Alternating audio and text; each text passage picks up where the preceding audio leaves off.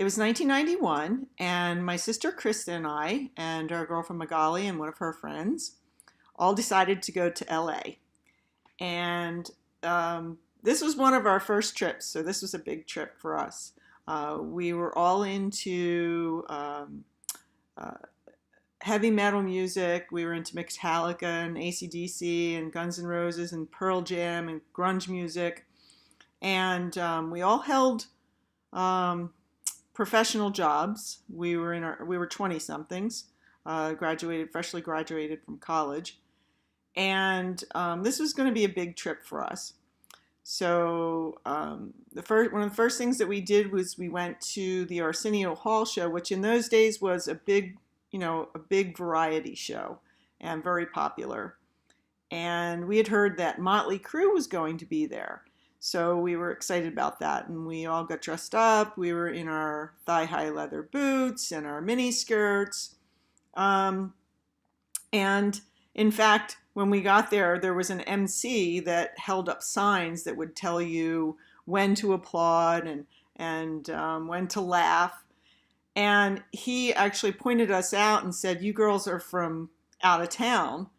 And we said, "Yes, we're from Philly." And he said, "See, this is how anyone from out of town thinks that all folks from LA dress, how they dress."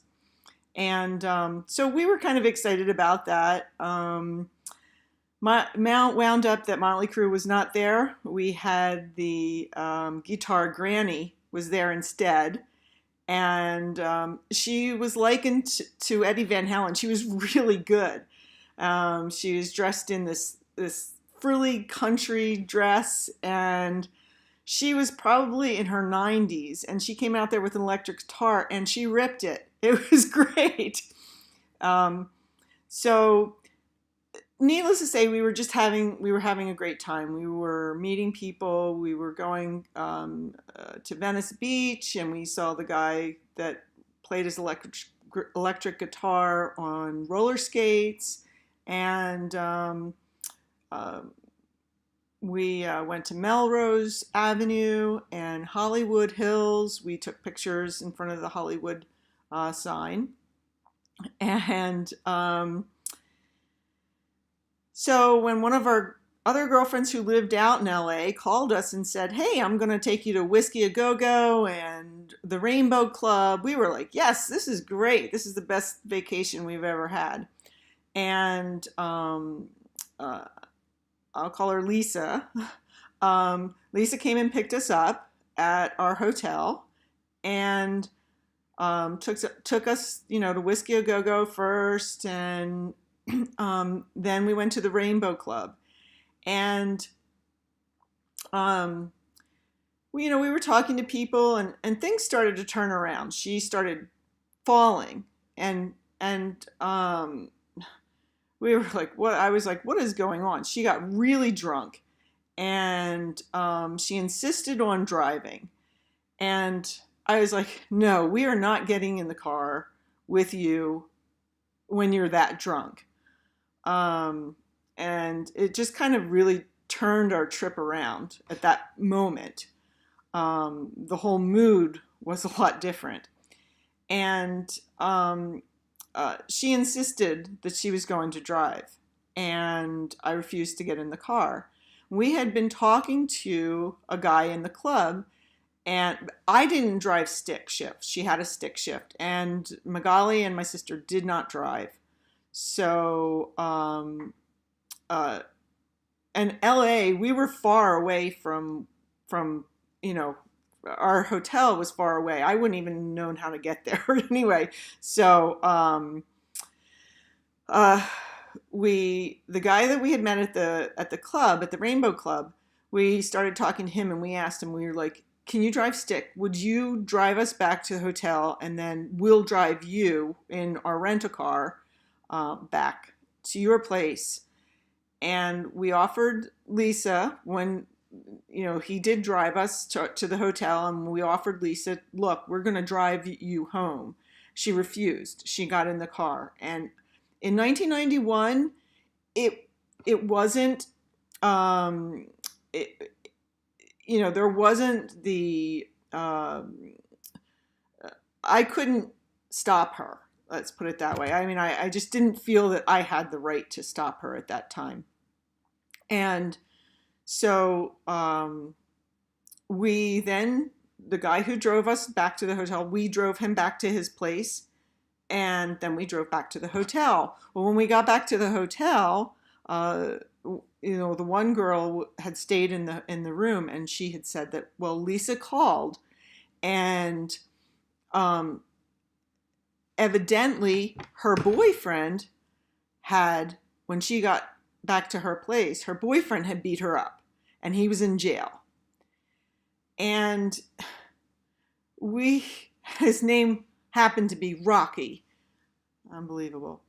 And so we were like, well, why? And she said, because he thought I was using again. So we didn't understand this. We didn't know what had happened. Well, the next morning, we got a phone call, I guess, through the front desk, from the guy who had dropped us off. And he said he wanted his cocaine. And we were just like, what? Well, then here we found out, it turned out that he found cocaine in her car, thought she was using again, beat her up, and he was now in jail. So evidently this guy, when he was driving us home, had seen a police officer, and decided that he was going to take the cocaine and drop it on underneath her seat. And somehow her boyfriend found it, and all of this. So our trip was really a lot different than when it had started. So at that point, we told this guy, we're like, look, you're not getting it back. Her boyfriend found it, beat her up. The cops came. We don't know what happened to your stash. We're really sorry that happened, but there's nothing that we can do. So of course we were lucky that we were leaving the next day, but of course we were all anxious and worried that this guy was going to come and try and do something to us, rob us. We didn't know. So we got home. We left the next day, and we didn't really find out exactly what happened to Lisa with her boyfriend, but we didn't want to go any further than that or get too involved. And after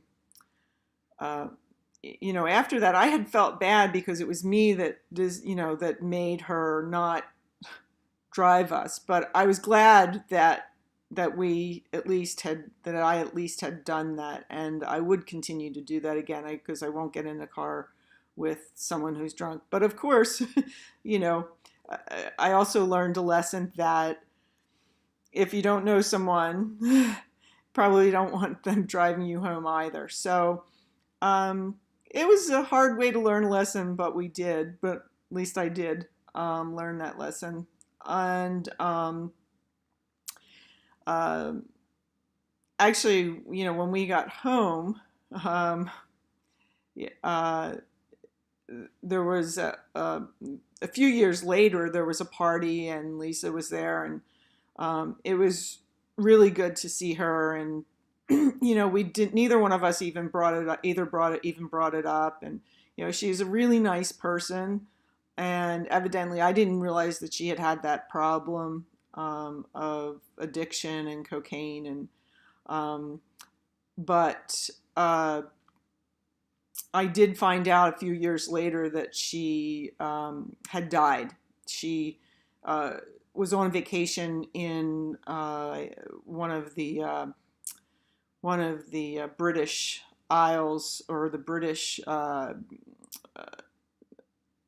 one of the Caribbean islands, and driving on the other side of the road. And we didn't know if she was under the influence, but it was a really sad event when I found out that she had died. in a car crash, and she had driven over a cliff. So that whole thing was really unexpected, considering how our trip had begun. And but I did learn that I will stick to my guns as far as, going with what your feelings are, and not allowing someone that's, intoxicated to drive. So, yeah, that's it. Thank you.